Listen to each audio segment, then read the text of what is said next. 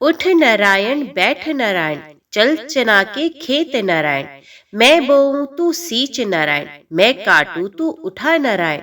मैं पीसू तू छान नारायण, मैं पोऊं तू खा नारायण। उठो देवा बैठो देवा, अंगुरियां चटकाओ देवा। ओम नमो भगवते वासुदेवाय नमः। आप सभी को देव उठनी एकादशी की हार्दिक शुभकामनाएं। कार्तिक शुक्ल पक्ष की एकादशी देव उत्थान, तुलसी विवाह एवं भीष्म पंचक एकादशी के रूप में मनाई जाती है। दीपावली के बाद आने वाली कार्तिक शुक्ल पक्ष की एकादशी को देव उत्थान एकादशी, देव उठनी एकादशी, देव उठान एकादशी, देव उठनी ग्यारस अथवा परबोधिनी एकादशी आदि नामों से भी जाना जाता है। कार्तिक मास की शुक्ल पक्ष की एकादशी को तुलसी पूजन का उत्सव पूरे भारतवर्ष में मनाया जाता है। कहा जाता है कि कार्तिक मास में जो मनुष्य तुलसी का विवाह भगवान से करते हैं, उनके पिछले जन्मों के सब पाप नष्ट हो जाते हैं।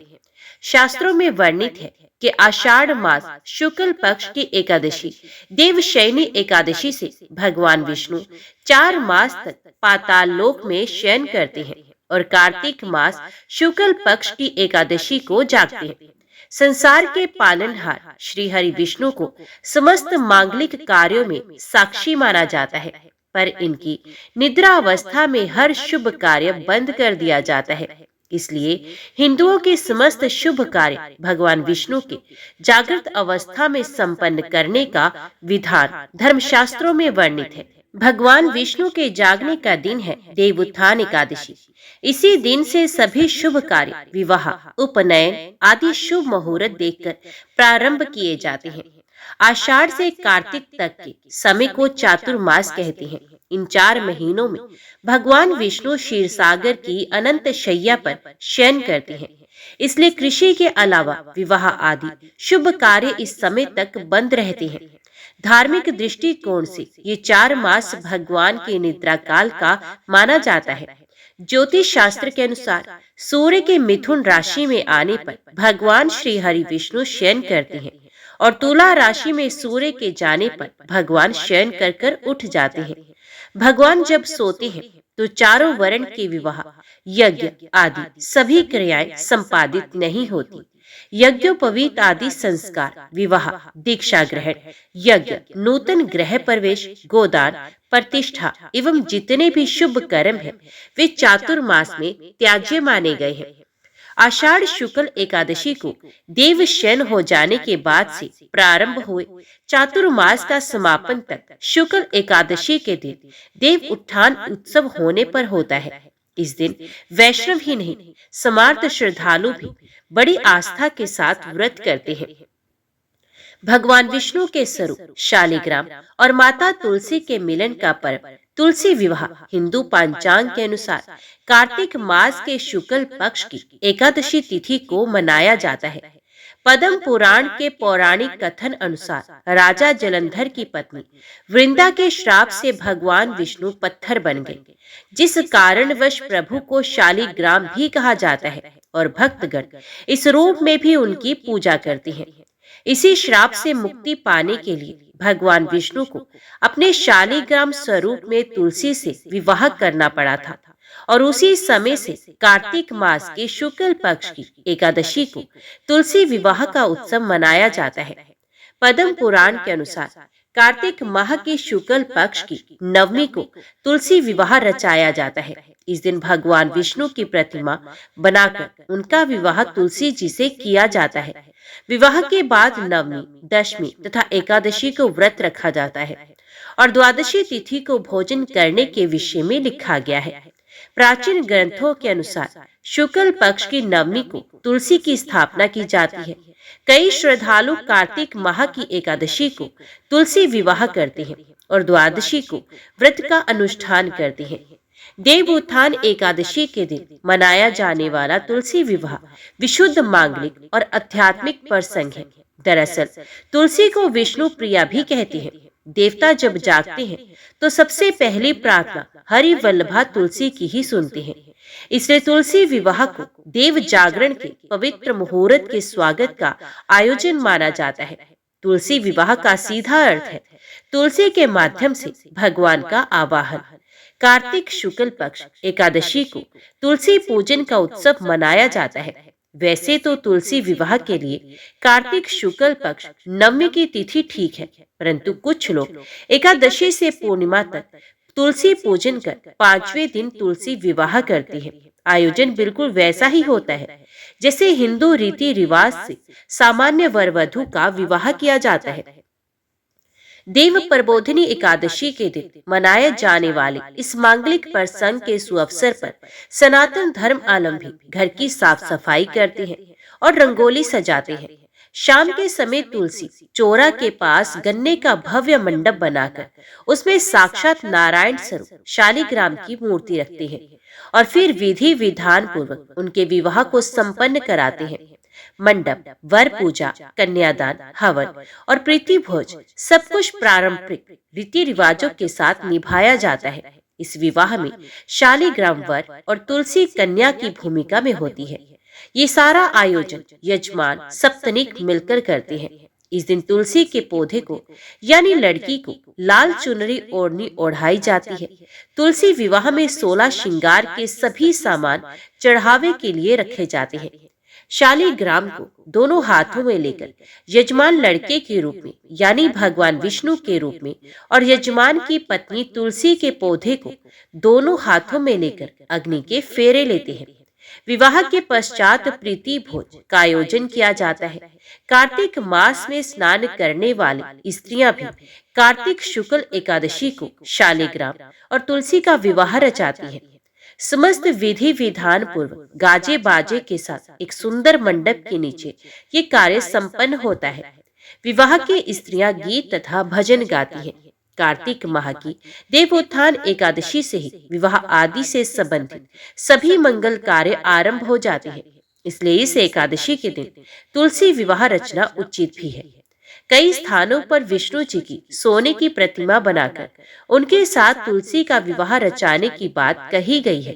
विवाह से पूर्व 3 दिन तक पूजा करने का विधान है। नवमी, दशमी एवं एकादशी को व्रत एवं पूजन कर अगले दिन तुलसी का पौधा किसी ब्राह्मण को देना शुभ होता है। लेकिन लोग एकादशी से पूर्णिमा तक तुलसी पूजन करके 5वें दिन तुलसी का विवाह करते हैं।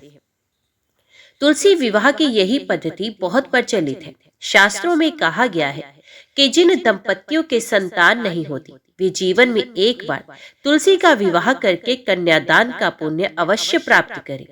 तुलसी विवाह करने से कन्यादान के समान पुण्य फल की प्राप्ति होती है। कार्तिक शुक्ल एकादशी पर तुलसी विवाह का विधिवत पूजन करने से भक्तों की सभी मनोकामनाएं पूर्ण होती हैं। हिंदुओं के संस्कार के अनुसार तुलसी को देवी रूप में हर घर में पूजा जाता है। इसकी नियमित पूजा से व्यक्ति को पापों से मुक्ति तथा पुण्य फल में वृद्धि मिलती है। ये बहुत पवित्र मानी जाती है और सभी पूजाओं में देवी तथा देवताओं को अर्पित की जाती है। सभी कार्यों में तुलसी का पत्ता अनिवार्य माना गया है। प्रतिदिन तुलसी में जल देना तथा उसकी पूजा करना अनिवार्य माना गया है। तुलसी घर आंगन के वातावरण को सुख में तथा स्वास्थ्यवर्धक बनाती है। तुलसी के पौधे को पवित्र और पूजनीय माना गया है। तुलसी की नियमित पूजा से हमें सुख समृद्धि की प्राप्ति होती है। तुलसी विवाह के सुअवसर पर व्रत रखने का बड़ा ही महत्व है। आस्थावान भक्तों के अनुसार इस दिन श्रद्धा भक्ति और विधि पूर्वक व्रत करने से व्रती के इस जन्म के साथ साथ पूर्व जन्म के भी सारे पाप मिट जाते हैं और उसे पुण्य की प्राप्ति होती है। प्राचीन काल में जलंधर नामक राक्षस ने चारों तरफ बड़ा उत्पात मचा रखा था। वे बड़ा वीर तथा पराक्रमी था। उसकी वीरता का रहस्य था उसकी पत्नी वृंदा का पतिव्रता धर्म। उसी के प्रभाव से वे सर्व विजयी बना हुआ था। जालंधर के उपद्रवों से परेशान देवगण भगवान विष्णु के पास गए तथा रक्षा की गुहार लगाई। उनकी प्रार्थना सुनकर भगवान विष्णु ने वृंदा का पतिव्रत धर्म भंग करने का निश्चय किया। उधर उसका पति जालंधर जो देवताओं से युद्ध कर रहा था, वृंदा का अस्तित्व नष्ट होते ही मारा गया। जब वृंदा को इस बात का पता लगा तो क्रोधित होकर उसने भगवान विष्णु को शाप दे दिया, जिस प्रकार तुमने छल से मुझे पति वियोग दिया है उसी प्रकार तुम भी अपनी स्त्री का छल पूर्वक हरण होने पर स्त्री वियोग सहने के लिए मृत्युलोक में जन्म लोगे। ये कहकर वृंदा अपने पति के साथ सती हो गई। जिस जगह पर वे सती हुई वहां तुलसी का पौधा उत्पन्न हुआ।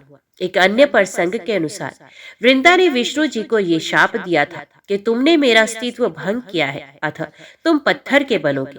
विष्णु जी बोले, हे वृंदा, ये तुम्हारे अस्तित्व का ही फल है कि तुम तुलसी बनकर मेरे साथ ही रहोगी। जो मनुष्य तुम्हारे साथ मेरा विवाह करेगा वह परम धाम को प्राप्त होगा। बिना तुलसी दल के शालिग्राम या विष्णु जी की पूजा अधूरी मानी जाती है। शालिग्राम और तुलसी का विवाह भगवान विष्णु और महालक्ष्मी के विवाह का प्रतीकात्मक विवाह है। अब तुलसी विवाह की कथा को विस्तार से सुनिए। एक लड़की थी जिसका नाम था वृंदा। राक्षस कुल में उसका जन्म हुआ था। बचपन से ही भगवान विष्णु जी की वे परम भक्त थी। बड़े ही प्रेम से भगवान की सेवा पूजा किया करती थी। जब वे बड़ी हुई तो उनका विवाह राक्षस कुल में दानव राज जलंधर से हो गया। जलंधर समुद्र से उत्पन्न हुआ था। वृंदा बड़ी ही पतिव्रता स्त्री थी, सदा अपने पति की सेवा किया करती थी। एक बार देवताओं और दानवों में युद्ध हुआ। जब जलंधर युद्ध पर जाने लगे तो वृंदा ने कहा, स्वामी, आप युद्ध पर जा रहे हैं। आप जब तक युद्ध में रहेंगे मैं पूजा में बैठकर आपकी जीत के लिए अनुष्ठान करूंगी, और जब तक आप वापस नहीं आ जाते मैं अपना संकल्प नहीं छोड़ूंगी। जलंधर तो युद्ध में चले गए और वृंदा व्रत का संकल्प लेकर पूजा में बैठ गई। उनके व्रत के प्रभाव से देवता भी जलंधर को ना जीत सके। सारे देवता जब हारने लगे तो भगवान विष्णु जी के पास गए। सबने भगवान से प्रार्थना की तो भगवान कहने लगे कि वृंदा मेरी परम भक्त है, वे उसके साथ छल नहीं कर सकता। पर देवता बोले, भगवान, दूसरा कोई उपाय भी तो नहीं, अब आप ही हमारी मदद कर सकते हैं। भगवान ने जलंधर का ही रूप रखा और वृंदा के महल में पहुंच गए। जैसे ही वृंदा ने अपने पति को देखा वे तुरंत पूजा में से उठ गई और उनके चरणों को छू लिए। जैसे ही उनका संकल्प टूटा, युद्ध में देवताओं ने जलंधर को मार दिया और उसका सर काटकर अलग कर दिया। उनका सर वृंदा के महल में गिरा। जब वृंदा ने देखा कि मेरे पति का सर तो कटा पड़ा है, तो फिर ये जो मेरे सामने खड़े हैं ये कौन है? उन्होंने पूछा, आप कौन हो जिसका स्पर्श मैंने किया? तब भगवान अपने रूप में आ गए, पर वे कुछ न बोल सके। वृंदा सारी बात समझ गई। उन्होंने भगवान को श्राप दे दिया, अब पत्थर के हो जाओ। भगवान तुरंत पत्थर के हो गए। सभी देवता हाहाकार करने लगे। लक्ष्मी जी रोने लगी और प्रार्थना करने लगी। जब वृंदा जी ने भगवान को वापस वैसा ही कर दिया और अपने पति का सर लेकर वह सती हो गई। उनकी राख से एक पौधा निकला। तब भगवान विष्णु जी ने कहा, आज से इनका नाम तुलसी है और मेरा एक रूप इस पत्थर के रूप में रहेगा, जिसे शालिग्राम के नाम से तुलसी जी के साथ ही पूजा जाएगा, और मैं बिना तुलसी जी के भोग स्वीकार नहीं करूंगा। तब से तुलसी जी की पूजा सभी करने लगे और तुलसी जी का विवाह शालिग्राम जी के साथ कार्तिक मास में किया जाता है। देव उठनी एकादशी के दिन इसे तुलसी विवाह के रूप में मनाया जाता है। दूसरी कथा के अनुसार ऐसा माना जाता है कि देव प्रबोधिनी एकादशी पर भगवान विष्णु 4 माह की नींद के बाद जागते हैं। धार्मिक दृष्टिकोण से प्रचलित है कि जब विष्णु भगवान ने शंखासुर नामक राक्षस को मारा था और उस विशेष परिश्रम के कारण उस दिन वो सो गए थे, उसके बाद वे कार्तिक शुक्ल एकादशी को जागे थे, इसलिए इस दिन उनकी पूजा का विशेष विधान है। इस संबंध में एक कथा प्रचलित है कि शंखासुर बहुत पराक्रमी दैत्य था। इस वजह से लंबे समय तक भगवान विष्णु का युद्ध उससे चलता रहा। अंततः घमासान युद्ध के बाद भाद्रपद मास की शुक्ल एकादशी को भगवान विष्णु ने दैत्य शंखासुर को मारा था। इस युद्ध से भगवान विष्णु बहुत अधिक थक गए। तब वे थकावट दूर करने के लिए क्षीर सागर लौटकर सो गए। वे वहां 4 महीनों तक सोते रहे और कार्तिक शुक्ल पक्ष की एकादशी को जागे। तब सभी देवी देवताओं द्वारा भगवान विष्णु का पूजन किया गया। इसी वजह से कार्तिक मास की शुक्ल पक्ष की इस एकादशी को देव प्रबोधिनी एकादशी भी कहा जाता है। इस दिन व्रत उपवास करने का विधान है। एक बार भगवान विष्णु से उनकी प्रिय लक्ष्मी जी ने आग्रह के भाव में कहा, हे भगवान, अब आप दिन रात जागते हैं, लेकिन एक बार सोते हैं तो फिर लाखों करोड़ों वर्षों के लिए सो जाते हैं। तथा उस समय समस्त चराचर का नाश भी कर डालती है। इसलिए आप नियम से विश्राम किया कीजिए। आपके ऐसा करने से मुझे भी कुछ समय आराम मिलेगा। लक्ष्मी जी की बात भगवान को उचित लगी, तो उन्होंने कहा, तुम ठीक कहती हो। मेरे जागने से सभी देवों और खासकर तुम्हें कष्ट होता है। तुम्हें मेरी सेवा से वक्त नहीं मिलता, इसलिए आज से मैं हर वर्ष 4 मास वर्षा ऋतु में शयन क्या करूंगा। मेरी ये निद्रा अल्प निद्रा और परले काल महानिद्रा कहलाएगी। ये मेरी अल्प निद्रा मेरे भक्तों के लिए परम मंगलकारी रहेगी। इस दौरान जो भी भक्त मेरे शयन की भावना कर मेरी सेवा करेंगे, मैं उनके घर में तुम्हारे साथ ही निवास करूंगा। प्राचीन ग्रंथों में तुलसी विवाह व्रत की अनेक कथाएं दी हुई हैं। उन कथाओं में से एक कथा कुछ इस प्रकार है। इस कथा के अनुसार एक कुटुंब में ननद तथा भाभी साथ रहा करती थी। ननद का विवाह अभी नहीं हुआ था। वे तुलसी के पौधे की बहुत सेवा करती थी, लेकिन उसकी भाभी को ये सब बिल्कुल भी पसंद नहीं था। जब कभी उसकी भाभी को अत्यधिक क्रोध आता, तब वे उसे ताना देते हुए कहती कि जब तुम्हारा विवाह होगा तो मैं तुलसी ही बरातियों को खाने को दूंगी और तुम्हारे दहेज में भी तुलसी ही दूंगी। कुछ समय बीत जाने पर ननद का विवाह पक्का हुआ। विवाह के दिन भाभी ने अपनी कथनी अनुसार बारातियों के सामने तुलसी का गमला फोड़ दिया और खाने के लिए कहा। तुलसी की कृपा से वे फूटा हुआ गमला अनेकों स्वादिष्ट पकवानों में बदल गया। भाभी ने गहनों के नाम पर तुलसी की मंजरी से बने गहने पहना दिए। वे सब भी सुंदर सोने ज्वाराहत में बदल गए। भाभी ने वस्त्रों के स्थान पर तुलसी का जनेऊ रख दिया। वे रेशमी तथा सुंदर वस्त्रों में बदल गया। ननद के ससुराल में उसके दहेज की बहुत प्रशंसा की गई। ये बात भाभी के कानों तक भी पहुंची। उसे बहुत आश्चर्य हुआ। उसे अब तुलसी माता की पूजा का महत्व समझ में आ गया। भाभी की एक लड़की थी। ये अपनी लड़की से कहने लगी कि तुम भी तुलसी की सेवा किया करो, तुम्हें भी बुआ की तरह फल मिलेगा। वे जबरदस्ती अपनी लड़की से सेवा करने को कहती, लेकिन लड़के का मन तुलसी सेवा में नहीं लगता था। लड़की के बड़े होने पर उसके विवाह का समय आता है। तब भाभी सोचती है कि जैसा व्यवहार मैंने अपनी ननद के साथ किया था, वैसा ही मैं अपनी लड़की के साथ भी करती हूँ, तो ये भी गहनों से लद जाएगी और बारातियों को खाने में पकवान मिलेंगे। ससुराल में इससे भी बहुत इज्जत मिलेगी। ये सोचकर वे बारातियों के सामने तुलसी का गमला फोड़ देती है, लेकिन इस बार गमले की मिट्टी मिट्टी ही रहती है। मंजरी तथा पत्ते भी अपने रूप में ही रहते हैं। जनेऊ भी अपने रूप नहीं बदलता। सभी लोगों तथा बारातियों द्वारा भाभी की बुराई की जाती है। लड़की के ससुराल वाले भी लड़की की बुराई करते हैं। भाभी कभी ननद को नहीं बुलाती थी। भाई ने सोचा मैं बहन से मिलकर आता हूँ। उसने अपनी पत्नी से कहा और कुछ उपहार बहन के पास ले जाने की बात कही। भाभी ने थैले में ज्वार भरकर कहा कि कुछ और नहीं है, तुम यही ले जाओ। वे दुखी मन से बहन के पास चल दिया। वे सोचता रहा कि कोई भाई अपनी बहन के घर ज्वार कैसे ले जा सकता है। ये सोचकर वे एक गौशाला के पास रुका और ज्वार का थैला गाय के सामने पलट दिया। तभी गाय पालने वाले ने कहा कि आप गाय के सामने हीरे मोती तथा सोना क्यों डाल रहे हो। भाई ने सारी बात उसे बताई और धन लेकर खुशी से अपनी बहन के घर की ओर चल दिया। दोनों भाई बहन एक दूसरे को देखकर अत्यंत प्रसन्न होते हैं। भगवान विष्णु को 4 मास की योग निद्रा से जगाने के लिए एक घंटा, शंख, मृदंग आदि वाद्यों की मांगलिक ध्वनि के बीच में श्लोक पढ़कर जगाया जाता है।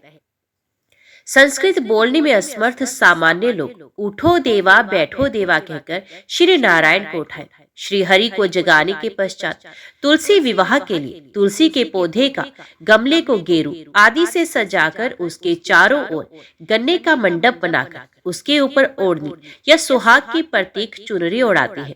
गमले को साड़ी में लपेटकर तुलसी को चूड़ी पहनाकर उनका श्रृंगार करते हैं। तत्पश्चात तुलसी के पौधे को अर्घ्य देकर शुद्ध घी का दिया जलाना चाहिए। धूप, सिंदूर, चंदन लगाना चाहिए। श्री गणेश सहित सभी देवी देवताओं का विधिवत पूजन करें तथा श्री तुलसी एवं शालिग्राम जी का षोडशोपचार विधि से पूजन करें। पूजन के करते समय तुलसी मंत्र का जप करें। फिर अनेक प्रकार के फलों के साथ भोग निवेदित करें तथा पुष्प अर्पित करने चाहिए। इसके बाद एक नारियल दक्षिणा के साथ टीका के रूप में रखें। भगवान शालिग्राम की मूर्ति का सिंहासन हाथ में लेकर तुलसी जी की साथ परिक्रमा कराएं। जैसे विवाह में जो सभी रीति रिवाज होते हैं, उसी तरह तुलसी विवाह के सभी कार्य किए जाते हैं।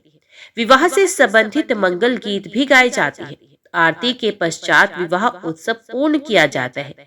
तुलसी पूजा करने के कई विधान दिए गए हैं। उनमें से एक तुलसी नामाष्टक का पाठ करने का विधान दिया गया है। तुलसी जी को कई नामों से पुकारा जाता है। इनके 8 नाम मुख्य है: वृंदावनी, वृंदा, विश्व पूजिता, विश्व पावनी, पुष्पसारा, नंदिनी, कृष्ण जीवनी और तुलसी। जो व्यक्ति तुलसी नामाष्टक का नियमित पाठ करता है, उसे अश्वमेध यज्ञ के समान पुण्य फल मिलता है। इस नामाष्टक का पाठ पूरे विधान से करना चाहिए। विशेष रूप से कार्तिक माह में इस पाठ को अवश्य ही करना चाहिए।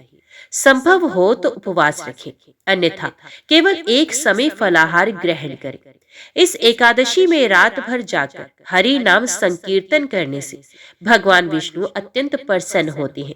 किसी किसी प्रांत में इस दिन ईख के खेतों में जाकर सिंदूर, अक्षर आदि से ईख की पूजा करते हैं और इसके बाद इस दिन पहले ईख चूसते हैं।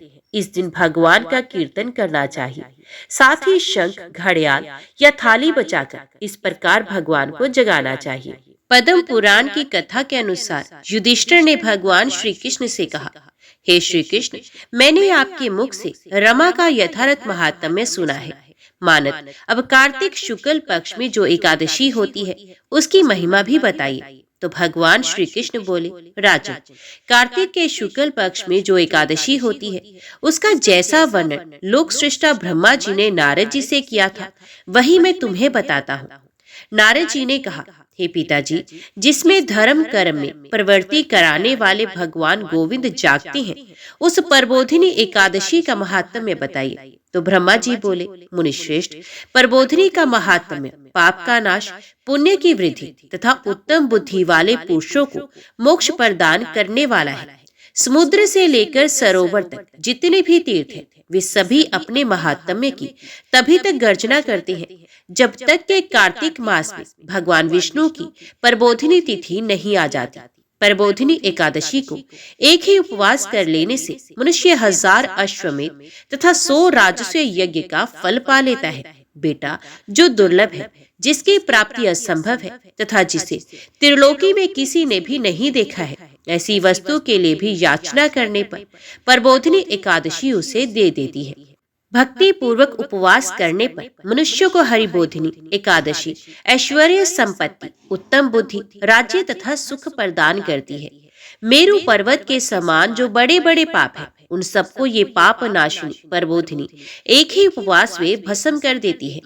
पहले के हजारों जन्म में जो पाप किए गए हैं, उन्हें प्रबोधिनी की रात्रि का जागरण रुई की ढेरी के समान भस्म कर डालता है।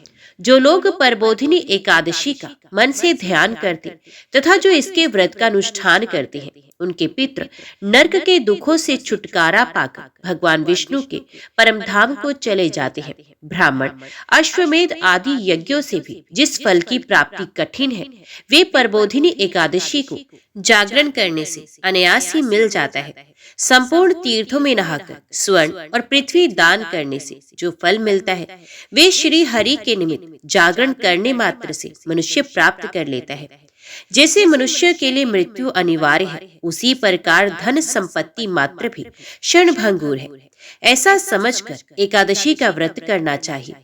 तीनों लोकों में जो कोई भी तीर्थ संभव है, वे सब प्रबोधिनी एकादशी का व्रत करने वाले मनुष्य के घर में मौजूद रहते हैं। कार्तिक की हरिबोधिनी एकादशी पुत्र तथा पौत्र प्रदान करती है। जो प्रबोधिनी को उपासना करता है, वही ज्ञानी है, वही योगी है, वही तपस्वी और वही जितेंद्रिय है तथा उसी को भोग और मोक्ष की प्राप्ति होती है।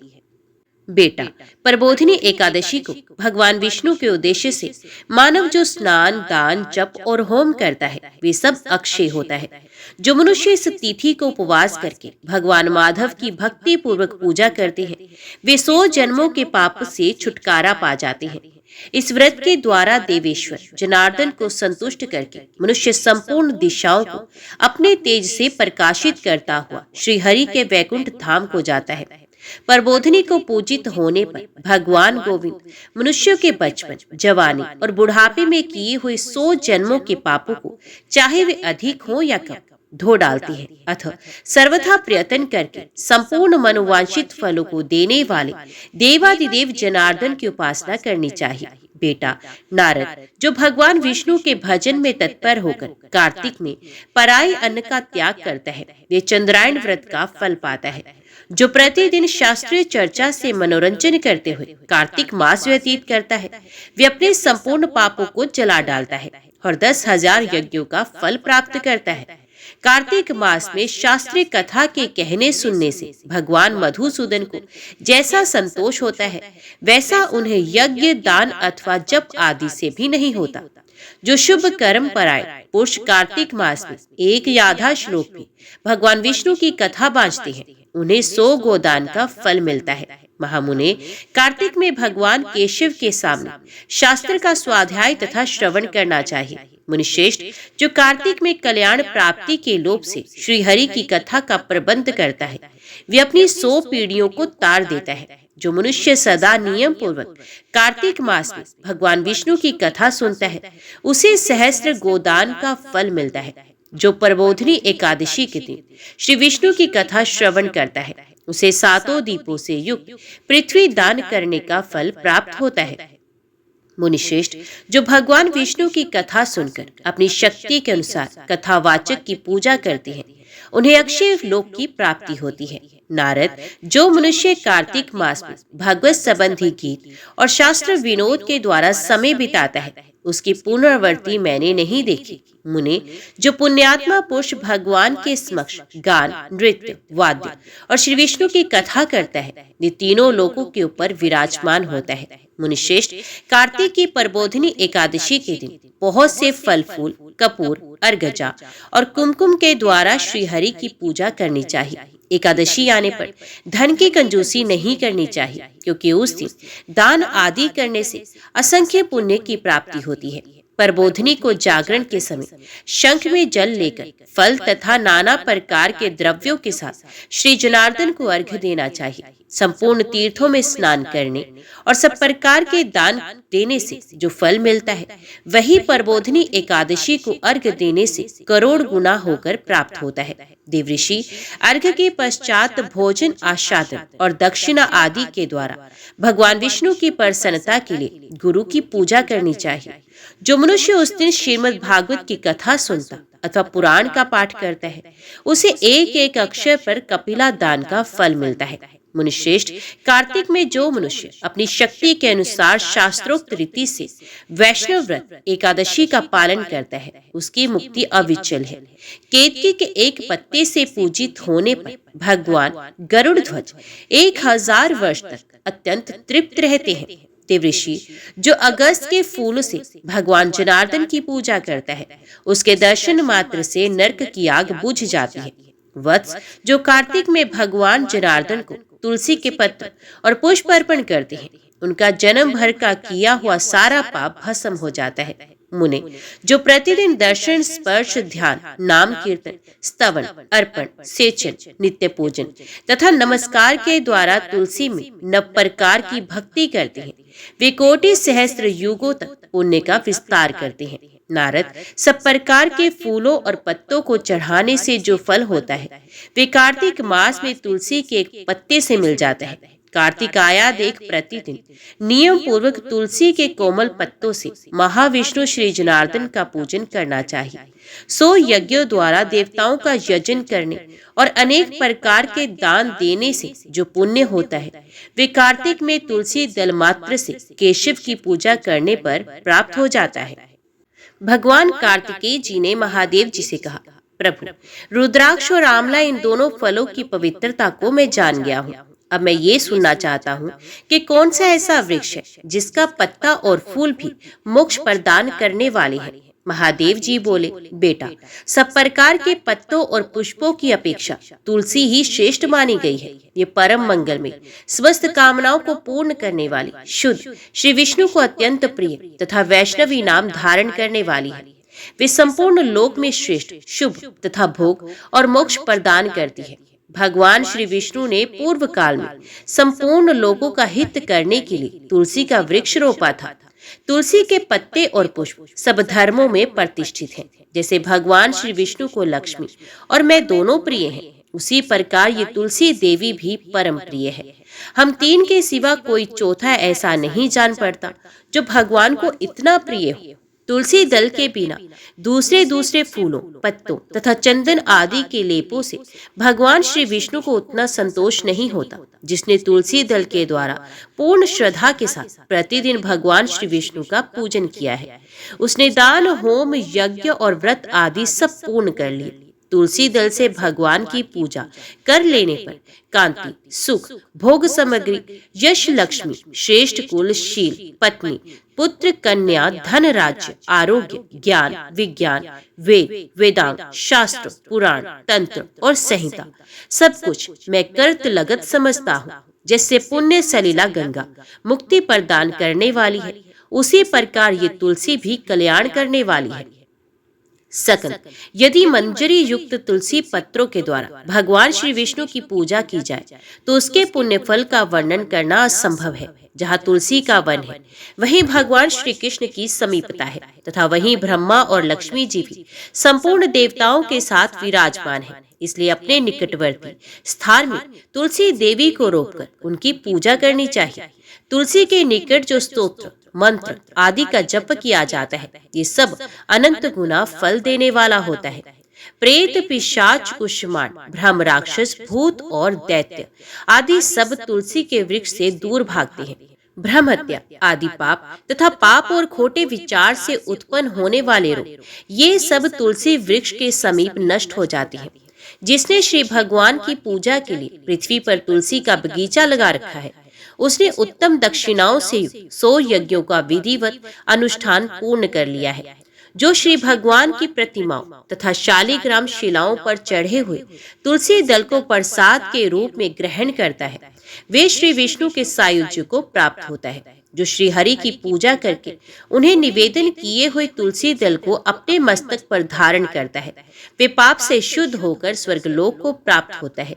कलयुग में तुलसी का पूजन, कीर्तन, ध्यान, रोपण तथा धारण करने से वे पाप को जलाती और स्वर्ग एवं मोक्ष प्रदान करती है। जो तुलसी के पूजन आदि का दूसरों को उपदेश देता और स्वयं भी आचरण करता है, ये भगवान श्री लक्ष्मीपति के परम धाम को प्राप्त होता है। जो वस्तु भगवान श्री विष्णु को प्रिय जान पड़ती है, वे मुझे भी अत्यंत प्रिय है। श्राद्ध और यज्ञ आदि कार्यों में तुलसी का एक पत्ता भी महान पुण्य प्रदान करता है। जिसने तुलसी की सेवा की है, उसने गुरु, ब्राह्मण, देवता और तीर्थ सबका भलीभांति सेवन कर लिया। इसलिए षडानन, तुम तुलसी का सेवन करो। जो शिखा में तुलसी स्थापित करके प्राणों का परित्याग करता है, वे पाप राशि से मुक्त हो जाता है। राजस्व आदि यज्ञ, भांति भांति के व्रत तथा संयम के द्वारा धीर पुरुष जिस गति को प्राप्त करता है, वही उसे तुलसी की सेवा से मिल जाती है। तुलसी के एक पत्र से श्री हरि की पूजा करके मनुष्य वैष्णव तत्व को प्राप्त होता है। उसके लिए अन्यान्य शास्त्रों के विस्तार की क्या आवश्यकता है। जिसने तुलसी की शाखा तथा कोमल पत्तियों से भगवान श्री विष्णु की पूजा की है, वे कभी माता का दूध नहीं पीता, उसका पुनर्जन्म नहीं होता। कोमल तुलसी दलों के द्वारा प्रतिदिन श्री हरि की पूजा करके मनुष्य अपनी सैकड़ों और हजारों पीढ़ियों को पवित्र कर सकता है।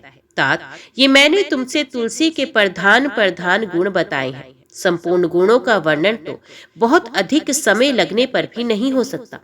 ये उपाख्यान पुण्य राशि का संचय करने वाला है।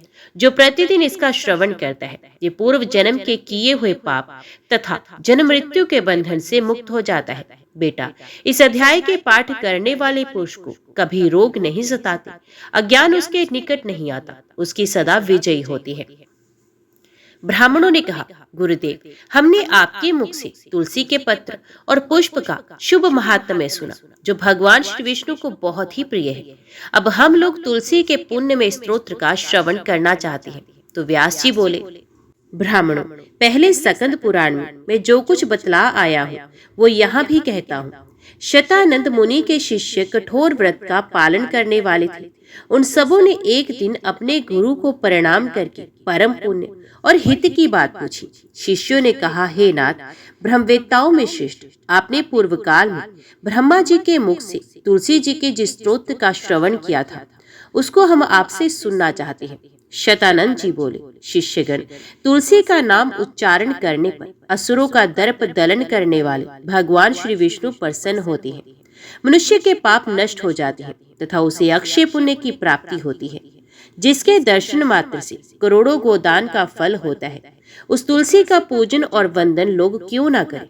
कलयुग के संसार में वे मनुष्य धन्य हैं जिनके घर में शालिग्राम शिला का पूजन संपन्न करने के लिए प्रतिदिन तुलसी का वृक्ष भूतल पर लहलहाता रहता है। जो कलयुग में भगवान श्री केशव की पूजा के लिए पृथ्वी पर तुलसी का वृक्ष लगाते हैं, उन पर यदि यमराज अपने किंकरों सहित रुष्ट हो जाए तो भी वे उनका क्या कर सकते हैं। तुलसी, तुम अमृत से उत्पन्न हो और केशव को सदा ही प्रिय हो। कल्याणी, मैं भगवान की पूजा के लिए तुम्हारे पत्तों को चुनता हूँ। तुम मेरे लिए वरदायिनी बनो। तुम्हारे श्रीअंगों से उत्पन्न होने वाले पत्रों और मंजरियों द्वारा मैं सदा ही जिस प्रकार श्रीहरि का पूजन कर सकूं वैसा उपाय करो। पवित्रांगी तुलसी, तुम कली मल का नाश करने वाली हो। इस भाव के मंत्रों से जो तुलसी दलों को चुनकर उनसे भगवान वासुदेव का पूजन करता है, उसकी पूजा का करोड़ गुना फल होता है। देवेश्वरी, बड़े बड़े देवता भी तुम्हारे प्रभाव का गायन करते हैं।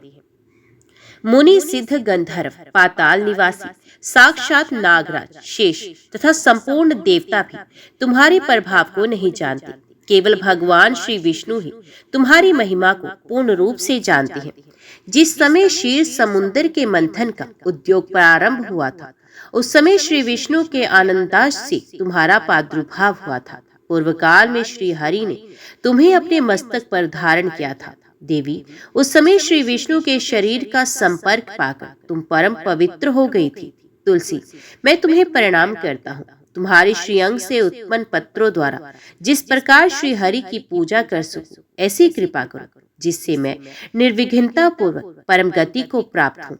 साक्षात श्री कृष्ण ने तुम्हें गोमती तट पर लगाया और बढ़ाया था। वृंदावन में विचरते समय उन्होंने संपूर्ण जगत और गोपियों के हित के लिए तुलसी का सेवन किया। जगत प्रिया तुलसी, पूर्व काल में वशिष्ठ जी के कथन अनुसार श्री रामचंद्र जी ने भी राक्षसों का वध करने के उद्देश्य से सरयू के तट पर तुम्हें लगाया था। तुलसी देवी, मैं तुम्हें प्रणाम करता हूँ। श्री रामचंद्र जी से वियोग हो जाने पर अशोक वाटिका में रहते हुए जनक किशोरी सीता ने तुम्हारा ही ध्यान किया था, जिससे उन्हें पुनः अपने प्रियतम का समागम प्राप्त हुआ। पूर्व काल में हिमालय पर्वत पर भगवान शंकर की प्राप्ति के लिए पार्वती देवी ने तुम्हें लगाया और अपनी अभिष्ट सिद्धि के लिए तुम्हारा सेवन किया था। तुलसी देवी, मैं तुम्हें नमस्कार करता हूँ। संपूर्ण देवांगना और किन्नरों ने भी दुस्वप्न का नाश करने के लिए नंदन वन में तुम्हारा सेवन किया था। देवी, तुम्हें मेरा नमस्कार है। धर्मान्य, गया में साक्षात पितरों ने तुलसी का सेवन किया था। दंडकारण्य में भगवान श्री रामचंद्र जी ने अपने हित साधन की इच्छा से परम पवित्र तुलसी का वृक्ष लगाया तथा लक्ष्मण और सीता ने भी बड़ी भक्ति के साथ उसे पोसा था। जिस प्रकार शास्त्रों में गंगा जी को त्रिभुवन व्यापिनी कहा गया है, उसी प्रकार तुलसी देवी भी संपूर्ण चराचर जगत में दृष्टि गोचर होती है। तुलसी का ग्रहण करके मनुष्य पातकों से मुक्त हो जाता है। और तो और मुनीश्वरों, तुलसी के सेवन से ब्रह्महत्या भी दूर हो जाती है। तुलसी के पत्ते से टपकता हुआ जल जो अपने सर पर धारण करता है, उसे गंगा स्नान और 10 गोदान का फल प्राप्त होता है। देवी, मुझ पर प्रसन्न हो। देवेश्वरी, हरि प्रिय, मुझ पर प्रसन्न हो जाओ। क्षीर सागर के मंथन से प्रकट हुई तुलसी देवी, मैं तुम्हें प्रणाम करता हूँ। द्वादशी की रात्रि में जागरण करके जो इस तुलसी स्तोत्र का पाठ करता है, भगवान श्री विष्णु उसके 32 अपराध क्षमा करते हैं। बाल्यावस्था, कुमार अवस्था, जवानी और बुढ़ापे में जितने पाप किए होते हैं, वे सब तुलसी स्तोत्र के पाठ से नष्ट हो जाते हैं। तुलसी के स्तोत्र से संतुष्ट होकर भगवान सुख और अभय उदय प्रदान करते हैं। जिस घर में तुलसी का स्तोत्र लिखा हुआ विद्यमान रहता है, उसका कभी अशुभ नहीं होता, उसका सब कुछ मंगलमय होता है, किंचित भी अमंगल नहीं होता। उसके लिए सदा सुकाल रहता है। ये घर प्रचुर धन धान्य से भरा रहता है। तुलसी स्तोत्र का पाठ करने वाले मनुष्य के हृदय में भगवान श्री विष्णु के प्रति अविचल भक्ति होती है तथा उसका वैष्णवों से कभी वियोग नहीं होता। इतना ही नहीं, उसकी बुद्धि कभी अधर्म में नहीं प्रवृत्त होती। जो द्वादशी की रात्रि में जागरण करके तुलसी स्तोत्र का पाठ करता है, उसे करोड़ों तीर्थों के सेवन का फल प्राप्त हो जाता है। ओम नमो भगवते वासुदेवाय नमः। जय श्री राधे कृष्ण। आज की वीडियो में इतना ही। उम्मीद करती हूँ वीडियो आपको पसंद आई होगी। वीडियो पसंद आई हो तो वीडियो को लाइक और चैनल को सब्सक्राइब जरूर कीजिएगा। जय श्री हरि लिखकर कमेंट बॉक्स में अपनी हाजिरी और अपने सुझाव देना ना भूलेगा। तो मिलती है अगली कथा अगली वीडियो के साथ। तब तक के लिए देखते व सुनते रहिए। जय मां कंजक, जय माता दी।